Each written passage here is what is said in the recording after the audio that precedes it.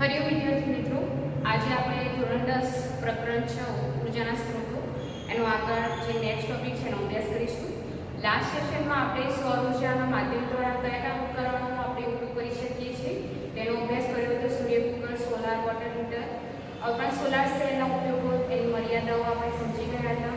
ત્યારબાદ સમુદ્રમાંથી મળતી જે ઉર્જા છે એમાં ભરતી ઉર્જા અને તરંગ ઉર્જા વિશે આપણે સમજી ગયા હતા. ઓકે, તો આજે આપણે ભૂતાપી ઉર્જા, ન્યુક્લિયર ઉર્જા એના વિશે આપણે આગળ જે નેક્સ્ટ ટોપિક છે એના વિશે આપણે અભ્યાસ કરીશું. લાસ્ટ સેશનમાં મેં તમને સોલાર કુકરની રચના વિશે થોડી માહિતી આપી હતી, પરંતુ અહીંયા તમે ચિત્ર જોયું. સૂર્ય કુકરમાં આવી રીતે બોક્સ હોય છે, તમને ખબર જ છે. જેમને ના જોયું હોય સોલાર કુકર, તો અહીંયા એમની રચના બતાવેલી છે. બોક્સની રચના હોય છે. અહીંયા ઉપરની જે સપાટી હોય છે ત્યાં શું કરવામાં આવે છે? કાચ ફિટ કરવામાં આવે છે. અહીંયા પણ એક કાચ ઢાંકેલો હોય છે, બરાબર. સૂર્યના કુકરો અહીંયા જ્યારે શું થશે? આકાર થશે, પરાવર્તનમાં અહીંયા એવી રીતે ગોઠવવામાં આવે છે કે ઉષ્મા અહીંયા શું થાય? સંગ્રહિત થાય. સૌર ઉર્જા સૂર્યના કિરણો અહીંયા સંગ્રહિત થાય, અહીંયા શું થશે? આપણે ઉષ્મા ઉર્જા મેળવી શકાય છે. એટલે તેના દ્વારા આપણે શું કરી શકાય છે? ખોરાકને રાંધી શકાય છે. એવી રીતે સોલાર વોટર હીટરમાં પણ, બરાબર, અહીંયા જ્યારે પાણી હીટરમાં અહીંયા આવશે તો અહીંયા શું થશે કે સોલાર પેનલ ગોઠવેલી હોય છે, એના માધ્યમ દ્વારા આપણે શું કરી શકાય છે? સોલાર વોટર હીટર, બરાબર, એમાં જે પાણી છે અહીંયા તમે સપ્લાય કરો એટલે આની ઉષ્મા ઉર્જા અહીંયા દાખલ થશે, જેના કારણે તમે તમારું પાણી ગરમ કરી શકો છો, બરાબર. તો આ સૂર્ય કુકર અને સોલાર વોટર હીટરની રચના છે. તમારે રચના દોરવાની નથી, પણ જસ્ટ તમારા માહિતી માટે અહીંયા સમજાવું છું. ઓકે, નેક્સ્ટ હવે છે આપણે ભૂતાપી ઉર્જા, બરાબર, અથવા સમુદ્રમાંથી મળતી જે ઉર્જા છે એના વિશે આપણે હવે વિડીયો દ્વારા જોઈ લઈશું.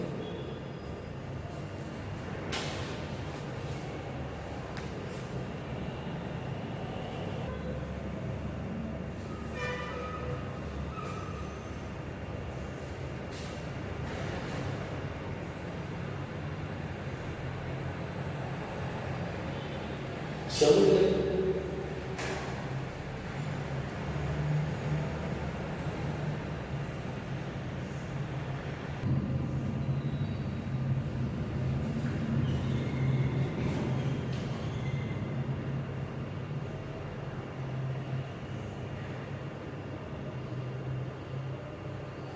કે મહાસાગરની સપાટીનું પાણી સૂર્ય દ્વારા ગરમ થાય છે અને તેની સરખામણીએ ઊંડાઈવાળા ભાગનું પાણી ઠંડુ હોય છે. તાપમાનના આ તફાવતનો ઉપયોગ સમુદ્ર તાપીય ઉર્જાના રૂપાંતરણ પ્લાન્ટમાં ઉર્જા મેળવવામાં થાય છે. જો સપાટી પર રહેલ પાણી અને 2 કિલોમીટર સુધીની ઊંડાઈએ રહેલા પાણીના તાપમાન વચ્ચે તફાવત 20 કેલ્વિન અથવા 20 ડિગ્રી સેલ્સિયસ કે તેનાથી વધારે હોય તો આવા પ્લાન્ટ કાર્યાન્વિત કરી શકાય છે. એમોનિયા જેવા બાષ્પશીલ પ્રવાહીને ઉકાળવા સપાટીના હુંફાળા પાણીનો ઉપયોગ થાય છે. પ્રવાહીની બાષ્પ વડે જનરેટરના ટર્બાઇનને ચલાવી શકાય છે. સમુદ્રમાં ઊંડે રહેલા પાણીને પંપ કરી ઉપર લાવી તેના દ્વારા બાષ્પનું ફરીથી પ્રવાહીમાં ઠારણ કરવામાં આવે છે. સમુદ્રમાંથી મળતી આ ઉર્જા ઘણી વધુ હોય છે, પરંતુ ક્ષમતાપૂર્વક વ્યાપારી ઉપયોગ મુશ્કેલ છે.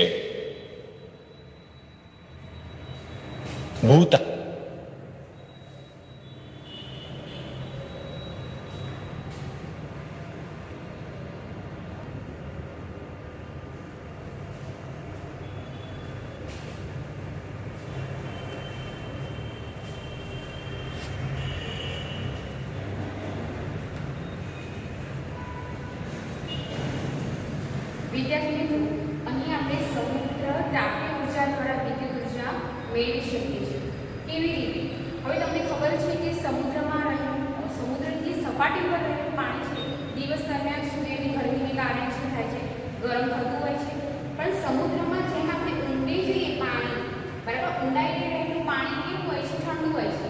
જ્યારે સમુદ્રની સપાટીનું પાણી હોય છે એ નીચે રહેલા પાણી કરતાં વધારે ગરમ હોય છે. તો અહીંયા જે તાપમાનનો તફાવત છે ને, સપાટી પર રહેલું પાણી અને ઊંડાઈએ રહેલું પાણી બંને વચ્ચે તાપમાનનો જે તફાવત છે એનો ઉપયોગ કરીને આપણે વિદ્યુત ઉર્જા મેળવી શકાય છે. તો અહીંયા એક સ્ટ્રક્ચર રચના આપી છે, ફક્ત સમજવા માટે તમારે રચના દોરવાની નથી, પરંતુ તમને સમજાવવા માટે અહીંયા આકૃતિમાં તમે સમજી લો કેવી રીતે આપણે વિદ્યુત ઉર્જા મેળવી શકાય. હવે તમને ખબર છે કે સપાટી, સમુદ્રમાં જે સપાટીનું પાણી અને અહીંયા ઊંડી રહેલું પાણી વચ્ચે, એટલે ઊંડાઈમાં રહેલું પાણી વચ્ચે જો 20 કેલ્વિન કરતાં વધારે તફાવત હોય, તાપમાનનો તફાવત 20 કેલ્વિન કરતાં વધારે હોય, ત્યારે આપણે આ સ્ટ્રક્ચર બનાવી શકાય છે. અધરવાઇઝ આપણે આ સ્ટ્રક્ચરનો ઉપયોગ ના કરી શકીએ. ઓકે, તો એની મેઇન જરૂરિયાત શું છે કે તાપમાનનો તફાવત 20 કેલ્વિન કરતાં વધારે હોવો જોઈએ. હવે શું કરવામાં આવે છે કે અહીંયા આપણે એમોનિયા જે બાષ્પશીલ પ્રવાહી, આ જો અહીંયા તમે ટેન્ક દેખી શકો છો. તો અહીંયા શું કરવામાં આવે છે, એમોનિયાવાળું બાષ્પશીલ પ્રવાહી અહીંયા ભરવામાં આવે છે. પછી હૂંફાળા પાણી એટલે જે સપાટીનું પાણી છે ગરમ છે, તો એને પાઇપ દ્વારા અહીંયા મોકલવામાં આવે, જેના કારણે શું થશે, એમોનિયા જે બાષ્પશીલ પ્રવાહી ગરમ થશે અને આ ગરમ થઈને એની બાષ્પ થઈને ક્યાં આવશે, અહીંયા પાઇપ દ્વારા તમે જોઈ શકો છો અહીંયા ટર્બાઇનની રચના છે. તો ટર્બાઇન સુધી આવશે અને શું થશે, ટર્બાઇન ફરે છે, જેના કારણે યાંત્રિક કાર્ય થશે. યાંત્રિક ઉર્જાનું રૂપાંતર વિદ્યુત ઉર્જામાં કરવામાં આવે છે. તો અહીંયા જનરેટર જોઈન્ટ કરેલું હોય છે, બરાબર.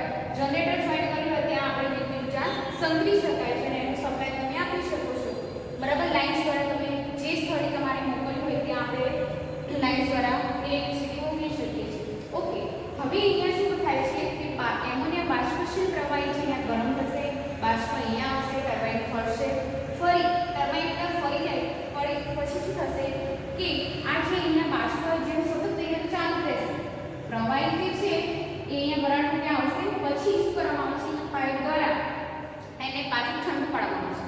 હવે ઠારણ વ્યવસ્થાની જે ટેન્ક હોય છે થોડી ઊંડાઈમાં નીચે રાખવામાં આવશે. હવે તમને ખબર છે કે તમે સમુદ્રમાં જે નીચે ઊંડે જશો ત્યાં પાણી ઠંડુ જોવા મળશે ઉપરની સપાટી પર. એકવાર અહીંયા સપાટી પાણી અહીંયા ગરમ કર્યું, હવે એ જ પાણીનો ઉપયોગ નીચેવાળા પાણીમાં કરશો. સમુદ્રમાં જે નીચે પાણી રહેલું છે એનું ટેમ્પરેચર ઓછું ઠંડુ હશે. ટેન્ક ક્યાં રાખવામાં આવશે, બાષ્પ અહીંયા આવશે, ઠંડી થઈ જશે એટલે પાછળ પ્રવાહીમાં રૂપાંતર થઈ જશે. ભાઈ અહીંયા વરાળ આપણે એમોનિયાની જે બાષ્પશીલ પ્રવાહી છે અહીંયા નીચે આવશે, પાછું ઠંડુ પડશે, પ્રવાહી અવસ્થામાં રૂપાંતર થઈ જશે. તો અહીંયા તો પાઇપની રચના કરેલી છે, ઠંડુ જે પાણી છે એને શું કરાશે, પંપ દ્વારા અહીંયા ટેન્કમાં મોકલવામાં આવે છે, જેના કારણે બાષ્પ છે એ પાછી પ્રવાહીમાં રૂપાંતર થઈ જશે, બરાબર. ફરી પાછી જે પ્રવાહીમાં રૂપાંતર થયું એને પંપ દ્વારા અહીંયા મોકલવામાં આવશે અને આ રીતના સાયકલ સતત ચાલુ રહેશે.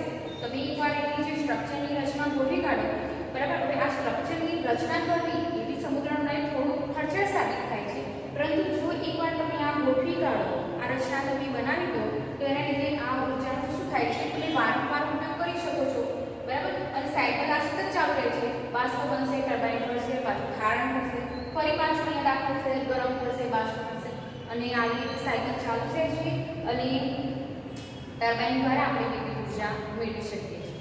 ઓકે, તો અહીંયા થયું સમુદ્ર તાપીય ઉર્જા. તો ખ્યાલ આવી ગયો કે રીતે આપણે વિદ્યુત ઉર્જા ઉત્પન્ન કરી શકાય છે, એની લાક્ષણિકતાઓ આપણે સમજી ગયા છે. તો તમારે જ્યારે સમુદ્ર તાપીય ઉર્જા છે તો તમારે ખાલી સમજાવવાનું છે કેવી રીતે એનું સ્ટ્રક્ચર કાર્ય કરે છે, બરાબર. તમારે ટેક્સ્ટબુકમાં ફક્ત ક્યાં કરવામાં આવે છે, તાપમાન તફાવતના લીધે આપણે આ રીતે ઉત્પન્ન કરી શકીએ છીએ, એમોનિયા બાષ્પશીલ પ્રવાહી છે, ગરમ કરાવીને પાઇપ દ્વારા મોકલવામાં આવે છે, આટલી માહિતી તમારે આપેલી છે, બરાબર. ઓકે, તો આપણે જોઈએ સમુદ્રમાંથી મળતી ઉર્જાઓ, તો ભરતી ઉર્જા, તરંગ ઉર્જા અને સમુદ્ર તાપીય ઉર્જા આપણે સમજી ગયા. પરંતુ અહીંયા ભરતી તરંગ ઉર્જાનું આઉટપુટ થોડો ઓછો છે, વધુ કાર્યક્ષમતાથી એ શું થાય છે, કાર્ય કરી શકતા નથી, એટલે વ્યાપારી ધોરણે એનો ઉપયોગ કરવો મુશ્કેલ બની જાય છે. નેક્સ્ટ છે તમારે ભૂતાપીય ઉર્જા. ભૂતાપીય એટલે કે જમીનમાં પેટાળમાં રહેલી જે ઉષ્મા છે એના દ્વારા વિદ્યુત ઉર્જા કેવી રીતે મેળવી શકાય. ઓકે, એનું આપણે વિડીયો સમજી લઈએ, પછી તમને ડિસ્ક્રિપ્શનો વધારે આપીએ.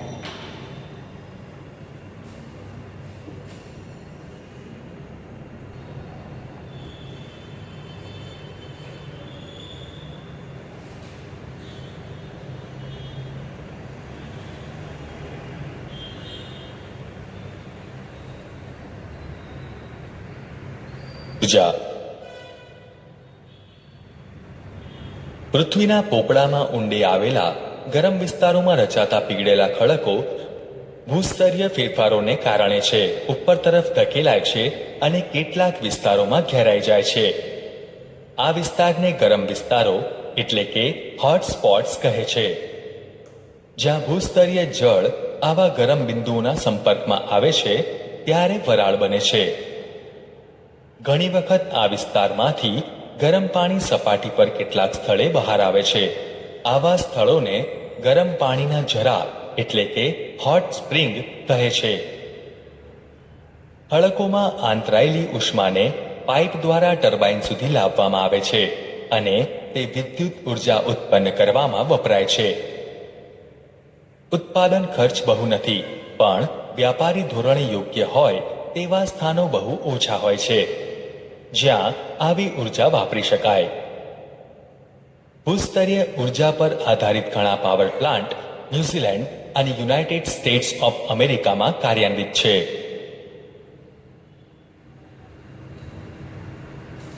ન્યુક્લિયર ઉર્જા.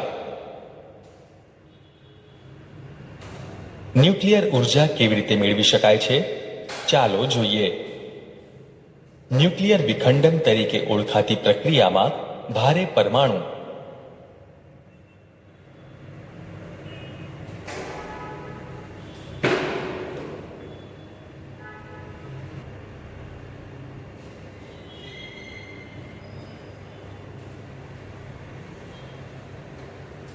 વિદ્યાર્થી મિત્રો, ભૂતાપીય ઉર્જાનો ઉપયોગ કરીને આપણે વિદ્યુત ઉર્જા મેળવી શકીએ છીએ. તમે અહીંયા જોયું પૃથ્વીના પેટાળમાં હવે આપણે જે પૃથ્વીનું સ્ટ્રક્ચર છે, બરાબર, જમીનનું સ્ટ્રક્ચર છે એ પ્લેટો જેવું છે.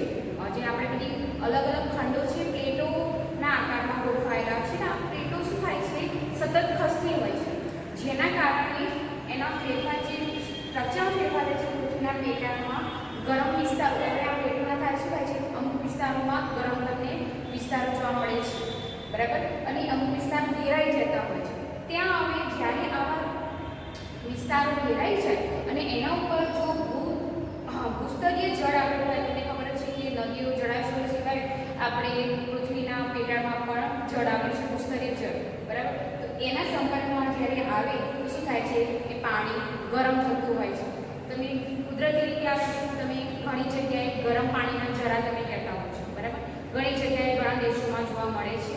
તો આ ઉષ્માનો ઉપયોગ કરીને આપણે વિદ્યુત ઉર્જા મેળવી શકાય છે, બરાબર. તો અહીંયા શું થશે કે ભૂસ્તરીય જે જળ છે નીચે રહેલા લાવાના સંપર્કમાં આવે અથવા ખડકોના સંપર્કમાં આવે છે તો પાણી અને ભૂસ્તરીય જળ ગરમ થાય.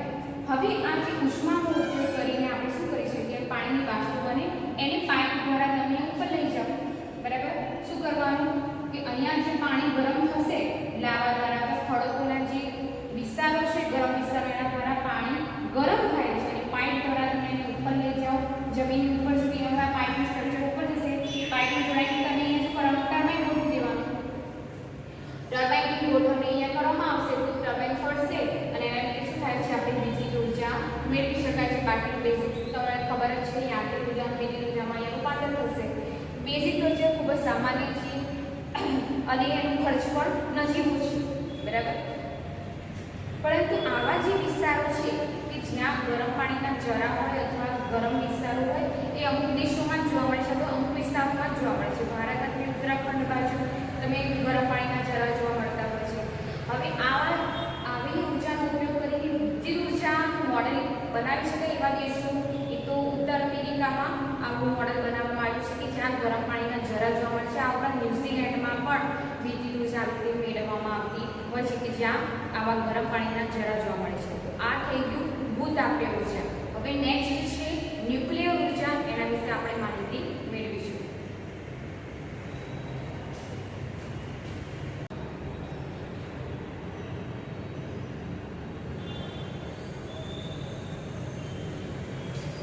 ન્યુક્લિયર ઉર્જા કેવી રીતે મેળવી શકાય છે? ચાલો જોઈએ. ન્યુક્લિયર વિખંડન તરીકે ઓળખાતી પ્રક્રિયામાં ભારે પરમાણુ જેવા કે યુરેનિયમ, પ્લુટોનિયમ અથવા થોરિયમના ન્યુક્લિયસ પર ઓછી ઉર્જા ધરાવતા ન્યુટ્રોનનો મારો ચલાવવામાં આવે ત્યારે તે બે હલકા ન્યુક્લિયસમાં વિભાજિત થાય છે અને જ્યારે આવું બને છે ત્યારે જો મૂળ ન્યુક્લિયસનું દળ બે નિપજ ન્યુક્લિયસના સ્વતંત્ર દળોના સરવાળા કરતાં થોડું વધુ હોય તો વિપુલ પ્રમાણમાં ઉર્જા મુક્ત થાય છે. ઉદાહરણ તરીકે યુરેનિયમના એક પરમાણુના વિખંડનથી મળતી ઉર્જા કોલસાના એક કાર્બન પરમાણુના દહનથી મળતી ઉર્જા કરતાં 10 મિલિયન ગણી હોય છે. વિદ્યુત પાવર ઉત્પાદન માટે ડિઝાઇન કરેલ ન્યુક્લિયર રિએક્ટરમાં સ્વયં ચળવાતી પ્રક્રિયાનો એક ભાગ આવું ન્યુક્લિયર બળતણ એટલે કે ફ્યુઅલ છે, જે નિયંત્રિત દરે ઉર્જા મુક્ત કરે છે. મુક્ત થતી ઉર્જાનો ઉપયોગ વરાળ પેદા કરવામાં અને પછી વિદ્યુત ઉત્પન્ન કરવામાં થાય છે. ન્યુક્લિયર પાવર જનરેટરનો સૌથી મોટો ખતરો એ છે કે ઉપયોગ થયા બાદ વધેલા ન્યુક્લિયર ઇંધણનો સંગ્રહ તથા નિકાલ કેવી રીતે કરવો, કારણ કે વધેલા ઇંધણમાં રહેલ યુરેનિયમ હજુ પણ હાનિકારક કણોમાં વિભંજન પામી વિકિરણોનું ઉત્સર્જન ચાલુ રાખે છે. જો ન્યુક્લિયર ઇંધણના બાકી બચેલા ભાગનો યોગ્ય રીતે સંગ્રહ કે નિકાલ ન કરવામાં આવે તો તેના લીધે પર્યાવરણ પ્રદૂષિત થાય છે. આ ઉપરાંત ન્યુક્લિયર વિકિરણોના અકસ્માત આકસ્મિક સ્ખલન એટલે કે લીકેજનો ખતરો પણ રહેલો છે. ન્યુક્લિયર પાવર પ્લાન્ટ સ્થાપિત કરવાનો મોટો ખર્ચ, વાતાવરણ પ્રદૂષિત થવાનું મોટું જોખમ, યુરેનિયમની મર્યાદિત ઉપલબ્ધતાને લીધે ન્યુક્લિયર ઉર્જાનો મોટા પાયા પરનો ઉપયોગ શક્ય બનતો નથી.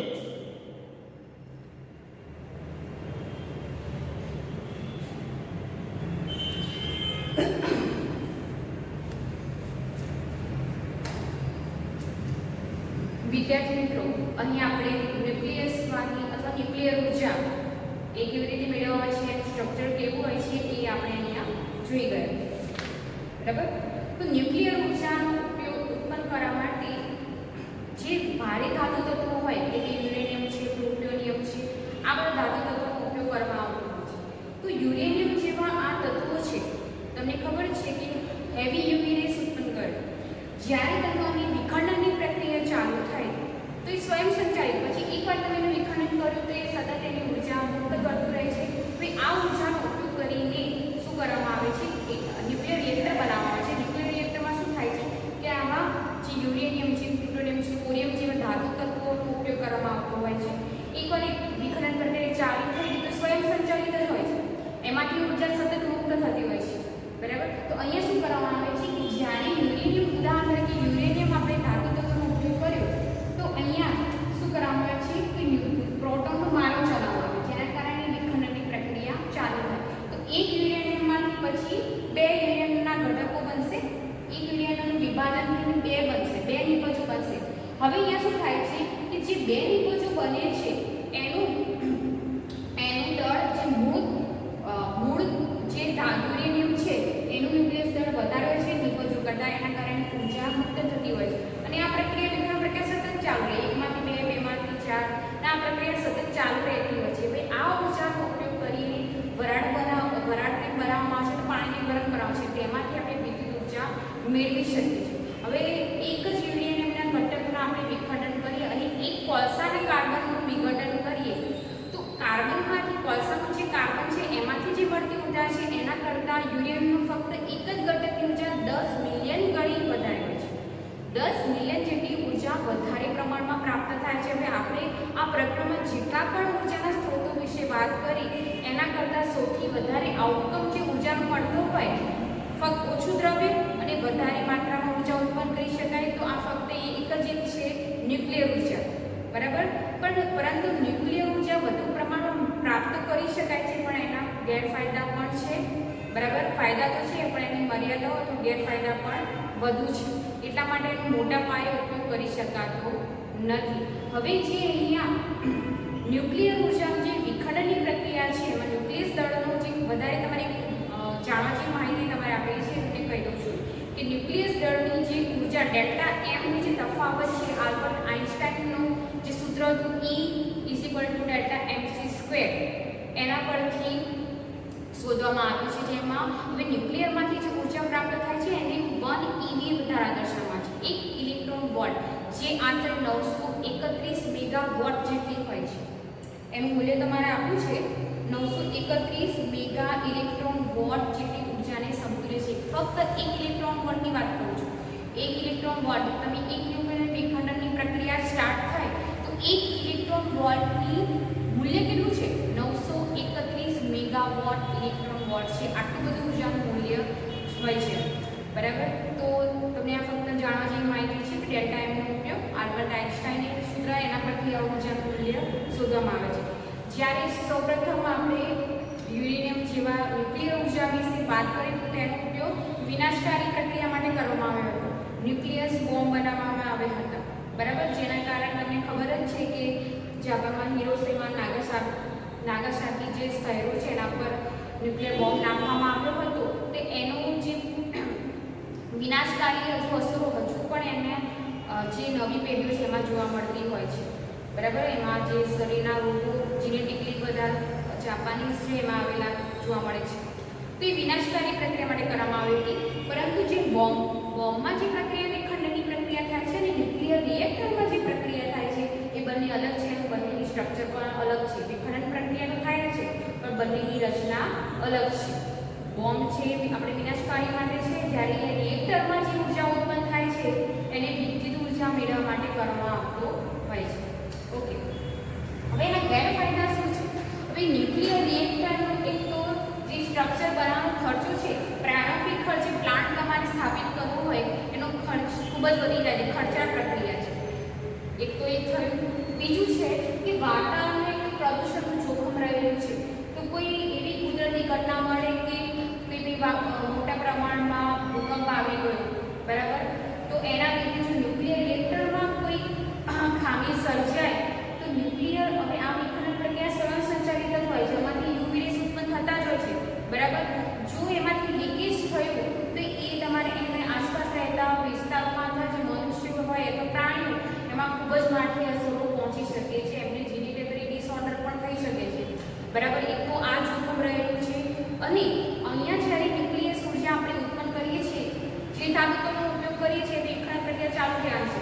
તો એ ઉર્જા ઉત્પન્ન કર્યા બાદ પણ એનું જે નિકાલની પ્રક્રિયા છે, જ્યારે તમે એક તત્વોની વિખંડનની પ્રક્રિયા કરી દીધી પણ એનો નિકાલ કરવો અને એ નિકાલ પાછો વ્યવસ્થિત કરવો પડે. વાતાવરણમાં મુક્ત રીતે ના મૂકી શકો.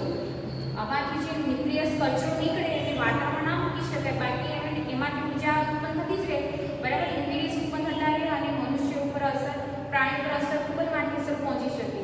તો એક તો એના નિકાલની પ્રક્રિયા પણ અઘરી છે.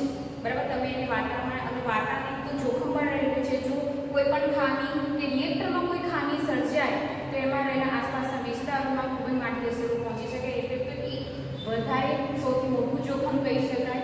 આ ઉપરાંત જે અહીંયા આપણે ન્યુક્લિયર જે તત્વો છે એનું પૃથ્વીમાં પ્રમાણ ખૂબ જ ઓછું છે, મર્યાદિત પ્રમાણમાં છે. તો એનું જે ઉપલબ્ધતા છે તત્વોની, કે યુરેનિયમ છે, થોરિયમ છે, પ્લુટોનિયમ છે, આ બધા તત્વોની ઉપલબ્ધતા પણ ઓછી છે. આ બધા કારણોના લીધે ન્યુક્લિયસ ઉર્જા એટલે કે આનો ઉપયોગ થોડો ઓછા પ્રમાણમાં કરવામાં આવે છે. ભારતમાં પણ અલગ અલગ જગ્યાએ ન્યુક્લિયસ પ્લાન્ટ આવેલા હોય છે. તો તમને કહી દઉં, તમારે જે ટેબલ આપેલું છે કે રાજસ્થાનમાં છે, તમિલનાડુમાં કલપક્કમમાં, નરોડામાં, ગુજરાતમાં કાકરાપરમાં ન્યુક્લિયર રિએક્ટરનું પ્લાન્ટ છે. આ ઉપરાંત કર્ણાટકમાં પણ જોવા મળે છે. શોર્ટ ક્વેશ્ચનમાં પૂછાય કે ન્યુક્લિયર પ્લાન્ટ ભારતમાં ક્યાં ક્યાં જોવા મળે, કયા સ્થળે જોવા મળે છે? તો ગુજરાતમાં કાકરાપર, રાજસ્થાનમાં પ્રતાપસાગર, તમિલનાડુમાં કલપક્કમ અને યુપીમાં, ઉત્તર પ્રદેશમાં નરોડામાં જોવા મળે છે. પરંતુ આ બધા ન્યુક્લિયર પ્લાન્ટોની જે આઉટકમ છે, વિદ્યુત ઉર્જાનું ઉત્પાદન છે, એ આપણા દેશની જે કુલ ક્ષમતા છે એને 3% કરતાં પણ ઓછી છે. બરાબર. બાકી ઘણા જે ડેવલપિંગ કન્ટ્રી છે, ઓકે, અમેરિકા જેવા જે કંપનીઓ છે, વિકસિત દેશોમાં ન્યુક્લિયર રિએક્ટરો એમાંથી દેશની 30%થી પણ વધુ ન્યુક્લિયર રિએક્ટર દ્વારા વિદ્યુત ઉર્જા મેળવવામાં આવતી હોય છે. ઓકે. તો આ થઈ ગયું ન્યુક્લિયર ઉર્જા. એના વિશે આપણે માહિતી મેળવી. તો ન્યુક્લિયર ઉર્જા કેવી રીતે કાર્ય કરે છે? તો જે તત્વો હોય વિખંડન પ્રક્રિયા ચાલુ થાય તો મૂળ ન્યુક્લિયસનું દળ એ નિપજોના દળ કરતાં વધુ હોય છે અને એની ઉર્જા ખૂબ જ વધારે પ્રમાણમાં હોય છે. તમે પછી ઉદાહરણ લખી શકો કે એક કાર્બનની જે ઉર્જા મુક્ત થાય એના કરતાં એક યુરેનિયમ ઘટકનું જે વિખંડન પ્રક્રિયા થાય 10 મિલિયન ગણી ઉર્જા આપણે પ્રાપ્ત થાય છે. કેવી રીતે મેળવવામાં આવે છે તમને ખબર પડી ગઈ. ફાયદા તો છે પણ એની મર્યાદાઓ ખૂબ વધારે પ્રમાણમાં છે. તમારે એકવાર પ્લાન્ટ સ્થાપિત કરો તેનું મેન્ટેનન્સ, સ્થાપિત કરવાનો ખર્ચ અને વાતાવરણ જોવું તો રહેલું જ છે. બરાબર, તો આ બધા કારણો લીધે એનો ઉપયોગ થોડો ઓછો કરવામાં આવે છે. ઓકે, અને આ ઉપલબ્ધતા પણ ઓછી. ઓકે, હવે તમારી નીચે ટેબલમાં ન્યુક્લિયર સંલયન પ્રક્રિયા વિશે થોડી માહિતી આપી છે. અહીંયા ન્યુક્લિયર વિખંડન પ્રક્રિયા. ન્યુક્લિયર સંલયન પ્રક્રિયામાં શું કરવાનું છે? આ ન્યુક્લિયર સંલયન પ્રક્રિયા સૂર્ય અને તારાઓમાં ચાલતી હોય છે, જેના કારણે સતત શું થાય છે? તારાઓમાં આપણે જોવા મળે છે કે ઉર્જા પ્રકાશિત સતત થતી હોય છે. બરાબર ને? તો ન્યુક્લિયર સંલયન પ્રક્રિયામાં એવા તત્વોનું સંલયન એટલે જોડાણ કરવામાં આવે છે. અહીંયા શું હતું? વિભાજન પ્રક્રિયા, એકમાંથી બે માંથી ચાર અને ઉર્જા પ્રાપ્ત થાય છે. અહીંયા સંલયન પ્રક્રિયાને કારણે આપણે ઉર્જા મુક્ત કરી શકાય, ઉર્જા ખૂબ જ વધુ પ્રમાણ પ્રાપ્ત થાય છે. તારાઓમાં આ જે પ્રક્રિયા ચાલતી હોય છે એમાં શું હોય છે કે જે હલકા જે ધાતુ હાઇડ્રોજનના જે સંસ્થાનિકો છે અથવા હાઇડ્રોજન વાયુ છે, બરાબર, એનું જોડાણ કરીને શું કરવામાં આવે છે? હિલિયમ જે નિપજ ઉત્પન્ન થતી હોય છે એના કારણે વધુ પ્રમાણમાં ઉર્જા પ્રાપ્ત થાય છે. પણ અહીંયા જે જોડાણ છે ને એ બે સંસ્થાનિકો હાઇડ્રોજનના બે છે સંસ્થાનિકો, એનું તમે જોડાણ કરો, પણ આ જોડાણ કરવા માટે ખૂબ જ વધારે પ્રમાણ ન્યુક્લિયર મિલિયન ઉર્જા તમારે આપવી પડે. એટલું ઉષ્મા તમારે ગરમ કરવું પડે. બરાબર ને? એટલું ગરમ કરો ત્યારે બે હાઇડ્રોજન પરમાણુ જોડાય અને હિલિયમ ઉત્પન્ન થાય, તો ત્યારે આ ઉર્જા પ્રાપ્ત થતી હોય છે ન્યુક્લિયર સંલયન પ્રક્રિયામાં. આ ફક્ત તમારે જાણવા જેવી માહિતી છે કે ન્યુક્લિયર સંલયન પ્રક્રિયામાં શું હોય છે કે બે હાઇડ્રોજન સંસ્થાનિકો હોય, બરાબર, એનું જોડાણ કરવામાં આવે છે. ખૂબ જ ઊંચા તાપમાને ખૂબ જ ઊંચું દબાણ, મિલિયન ઊંચું દબાણ તમે આપો અને મિલિયન જેટલી ઉર્જા આપો ત્યારે તેનું જોડાણ થાય અને હિલિયમ પ્રાપ્ત થાય, ઉર્જા થતી હોય છે. પણ એ પ્રક્રિયા સૂર્યમાં ઓબ્વિયસલી આ તાપમાન વધારે છે, દબાણ પણ વધારે છે કે સૂર્ય સ્વયં પ્રકાશિત, તારાઓમાં સ્વયં પ્રકાશિત છે. ઓકે, તો આ એક જનરલ નોલેજની માહિતી થઈ ગઈ.